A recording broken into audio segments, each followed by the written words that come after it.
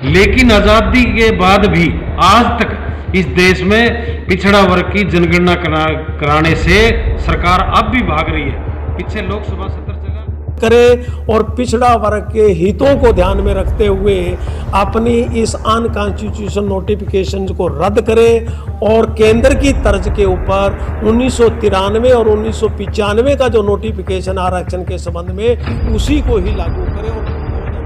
और साथ आज देश के अंदर पशु पक्षियों की गिनती हो रही है, इस देश के अंदर नदी नालों की गिनती हो रही है, जमीनों की गिनती हो रही है, कुत्ते बिल्लों की गिनती हो रही है, लेकिन अगर ये इस पर कुठाराघात करती है तो हम इसका जवाब वोट के जरिए आगामी चुनाव में देंगे और ये 10 का आंकड़ा भी नहीं पकड़ पाएंगे। इस बात से इसको पता लग जाएगा बैकवर्ड समाज की कितनी ताकत है।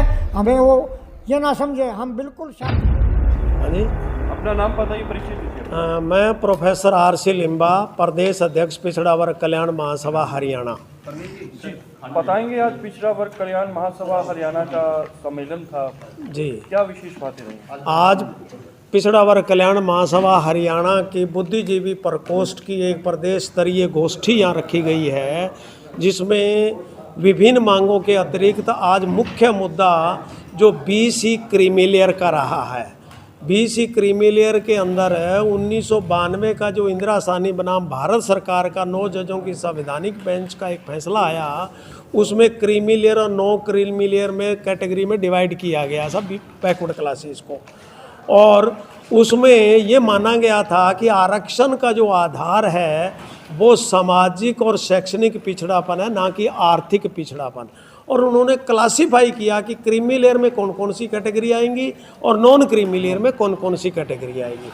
कर्मचारी वर्ग के अंदर उसमें कुछ क्लास 2 नॉन गस्टेड और क्लास 3 क्लास 4 के सभी कर्मचारी नॉन क्रीमी लेयर में आते हैं और इनकी सैलरी इनकम को टोटल इनकम में नहीं जोड़ा जाता, केवल प्रोफेशनल इनकम को ही जोड़ा जाता रहा है। और पूरे देश के अंदर और सभी राज्यों के अंदर यही पॉलिसी आज तक जारी है। लेकिन हरियाणा के अंदर भी 1995 से लेकर के 2018 तक यही पॉलिसी रही।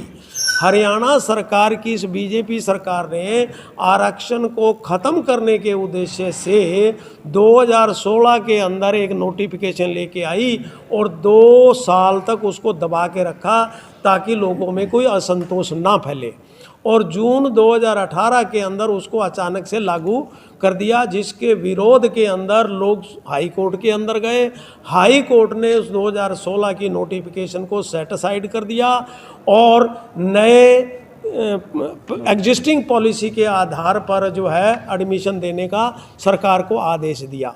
सरकार उस आदेश के खिलाफ सुप्रीम कोर्ट में गई, लेकिन सुप्रीम कोर्ट में कोई स्टे नहीं मिला और एक नया नोटिफिकेशन घुमा फिरा के 28 अगस्त 2018 को जारी कर दिया, जिसमें तीसरी एक चतुर्थ श्रेणी कर्मचारियों की वेतन आय, कृषि आय सब कुछ जोड़ करके 6 लाख में बांध दिया, जबकि केंद्र में 8 लाख है बिना सैलरी और बिना कृषि आय के, और जो कुशल श्रमिक हैं उनकी भी आय को इसमें नहीं जोड़ा जाता।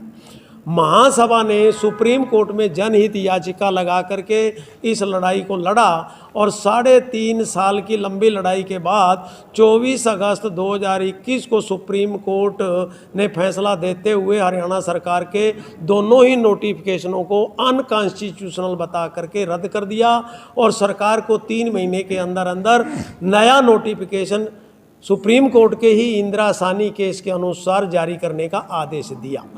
सरकार ने सुप्रीम कोर्ट के आदेशों की अवमानना करते हुए और हरियाणा के 2016 के बैकवर्ड रिजर्वेशन एक्ट के सेक्शन 5(2) की भी उल्लंघना करते हुए 17 नवंबर 2021 को एक नोटिफिकेशन निकाला, जो पहले वाले दोनों नोटिफिकेशनों से भी खराब हैं। इन नोटिफिकेशनों को महासभा ने हाई कोर्ट में चैलेंज किया। हाई कोर्ट में सरकार की ओर से पेश AAG ने ये माना कि इसमें जो त्रुटियां हैं वो जल्दी ही एज पर ला दूर कर दी जाएगी, लेकिन तय समय के ऊपर सरकार ने नहीं किया। मेडिकल काउंसलिंग के प्रभावित बच्चे भी हाई कोर्ट में गए, वहाँ भी उस AAG ने यही बात की और 31 जनवरी को पीरियड ख़त्म होने के बाद उनका कंटेम्प्ट ऑफ कोर्ट का केस डाल दिया गया।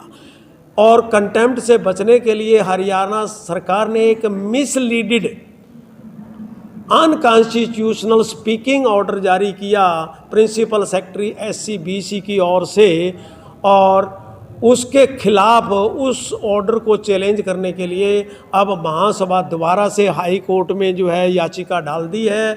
बच्चों ने भी कंटेम्प्ट का केस और स्टे के लिए एप्लीकेशन लगाई हुई है। जी, मुख्य मांग क्या है? मुख्य मांग हमारी ये है कि जो ये unconstitutional order backward reservation creamy layer के संबंध में जो हरियाणा सरकार बार बार लेके आ रही है, बार बार जो राष्ट्रीय पिछड़ा वर्ग आयोग, भारत सरकार का जो DOPT है और सुप्रीम कोर्ट और हाई कोर्ट की जो अवमानना कर रही है, उसको बंद करे और पिछड़ा वर्ग के हितों को ध्यान में रखते हुए अपनी इस अनकॉन्स्टिट्यूशन नोटिफिकेशन को रद्द करे और केंद्र की तर्ज के ऊपर 1993 और 1995 का जो नोटिफिकेशन आरक्षण के संबंध में उसी को ही लागू करे और 2016 से पूर्व की स्थिति बहाल करे। धन्यवाद जी। अपना परिचय दीजिए। मैं शांता कुमार आर्य, संरक्षक पिछड़ा वर्ग कल्याण महासभा हरियाणा।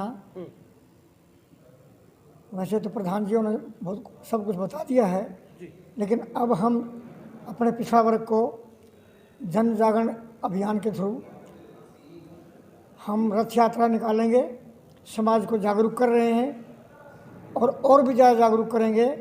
और जो सरकार, मौजूदा सरकार भाजपा की, जो संविधान के विरुद्ध भी, राष्ट्रीय पिछड़ा वर्ग के विरुद्ध भी, केंद्रीय सरकार के जो क्रिमिनल के नियम उनके विरुद्ध भी जो एक मिसलीड कर रही है सुप्रीम कोर्ट तक को, और अब अवमानना भी कर रही है, उसके प्रति हम जन जन तक आवाज़ पहुंचाएंगे, लोगों को जगाएंगे और हम इस धोखे में नहीं आएंगे। और मैं ये बता देना चाहता हूँ कि हरियाणा में बैकवर्ड क्लासेज 45% है। हम इनको इतना जन जागृत कर देंगे और कर भी रहे हैं, और लोग जानते भी हैं कि हमारे अधिकारों के ऊपर कुठाराघात किया जा रहा है। आगामी रणनीति के लिए, जैसे कि आज हमारा ये प्रतिनिधि बुद्धिजीवी प्रकोष्ठ, ये आदमी इकट्ठे हुए हैं, एक विशेष मीटिंग है और इसमें हर आदमी को हम काम देंगे और कर भी रहे हैं। डिस्ट्रिक्ट लेवल पर गोष्ठियाँ करके, मीटिंग करके, हम जन जागरण करके इस सरकार का जो क्रिमिनल का जो सारे हिंदुस्तान में सिस्टम लागू है, उसके विरोध में केवल हरियाणा के अंदर जो ये क्रिमिनल का गलत जो नोटिफिकेशन निकाल रखे हैं, इनको बार बार कहने पर भी सुप्रीम कोर्ट की अवमानना कर रहे हैं, हाई कोर्ट की अवमानना कर रहे हैं, राष्ट्रीय पिछड़ा वर्ग आयोग की भी अवमानना कर रहे हैं। हम समाज को जगा करके सरकार के खिलाफ एक ऐसा माहौल तैयार करेंगे कि हमारे अधिकारों को अगर ये इस तरह कुठाराघात करती है तो हम इसका जवाब वोट के जरिए आगामी चुनाव में देंगे, और ये 10 का आंकड़ा भी नहीं पकड़ पाएंगे। इसको पता लग जाएगा बैकवर्ड समाज की कितनी ताकत है। हमें वो ये ना समझे, हम बिल्कुल शांतिपूर्ण ढंग से राष्ट्रीय हित में कानून के दायरे में जन जागरण अभियान चला करके भाजपा सरकार के खिलाफ पुरजोर विरोध की हम एक भावना, एक आवाज़, एक वातावरण तैयार करेंगे। अगर ये हमारे हकों को बहाल नहीं करती है, क्रिमिनल की स्थिति 2000 से 16 से पहले जो थी उसी रूप में अगर लागू नहीं करती है, तो इसका घोर विरोध हो रहा है, विरोध करेंगे और जन जागरण अभियान चलाएंगे। पिछड़ा वर्ग के साथ चाहे कांग्रेस की सरकार रही, बीच के अंदर अटल बिहारी वाजपेयी जी भी आए, अन्य घटक दलों की भी सरकारें आई, हरियाणा के अंदर भी सत्ता परिवर्तन हुआ, लेकिन पिछड़ा वर्ग का 27% आरक्षण 1990 में VP मंडल जी की अध्यक्षता में दिया गया था। उस समय जिस प्रकार से आगजनी की घटनाएं पूरे भारत में हुई, तब से लेकर आज तक पिछड़ा वर्ग के ऊपर ही जुल्म बार बार किया जा रहा है, लेकिन हम अब इस अन्याय को सहन नहीं करेंगे। आज मेन उद्देश्य हमारा हरियाणा का डेलीगेट बुलाया हमने, इसको लेकर के हमारे मेन मुद्दा हमारा क्रिमी लेयर है, लेकिन इसके साथ साथ आज देश के अंदर पशु पक्षियों की गिनती हो रही है, इस देश के अंदर नदी नालों की गिनती हो रही है, ज़मीनों की गिनती हो रही है, कुत्ते बिल्लियों की गिनती हो रही है। लेकिन जब से देश आज़ाद हुआ, अंग्रेजों के समय इस देश के अंदर पिछड़ा वर्ग की देश की 1931 में जनगणना हुई थी, जब उस टाइम हमारा देश गुलाम था। लेकिन आज़ादी के बाद भी आज तक इस देश में पिछड़ा वर्ग की जनगणना कराने से सरकार अब भी भाग रही है। पीछे लोकसभा सत्र चला, माननीय प्रधानमंत्री नरेंद्र मोदी जी ने स्पष्ट कह दिया कि पिछड़ा वर्ग की हम जनगणना किसी हालत में नहीं कराएंगे। हम मीडिया के माध्यम से ये चेताना चाहते हैं कि अगर इस देश के अंदर लोकतांत्रिक व्यवस्था और संविधान के अंदर अगर देश को चलाना है तो इस देश के अंदर सभी जातियों की हमारी ये मांग है मीडिया के माध्यम से, इस देश के अंदर जो भी जाति इस देश में रह रही है हम सभी की जनगणनाएं कराना चाहते हैं। दूसरा, जो ये देश के अंदर जिस प्रकार से समाज सरकारी संस्थाएं जो बेच रही है, हम इसका मीडिया के माध्यम से पूर्ण रूप से विरोध करते हैं, क्योंकि सरकार पूर्ण रूप से दलित और पिछड़ा वर्ग के आरक्षण के ऊपर लगातार कैंची चला रही है और आरक्षण को खत्म करने की मनसा है। हम मनसा को पूर्ण नहीं होने देंगे। जन जागरण अभियान, हम इस रथ यात्रा के पिछड़ा वर्ग कल्याण महासभा आज हम यह फैसला लेंगे और यहाँ से हम विचार विमर्श करके गांव-गांव जाएंगे और जो सरकार ने पिछड़ा वर्ग और दलित लोगों पर जो जुल्म किया है, हम तथ्यों के साथ लोगों को जागरूक करेंगे और जब तक 27% आरक्षण और सरकारी संस्थाएं दोबारा से बहाल नहीं होती तब तक हम इस लड़ाई को जारी रखेंगे।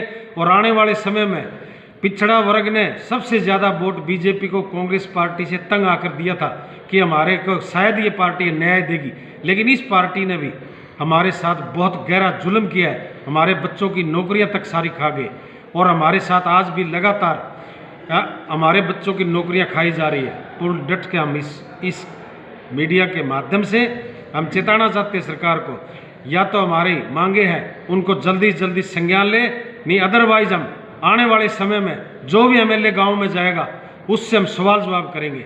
यही आज मीटिंग का मेन उद्देश्य है। धन्यवाद।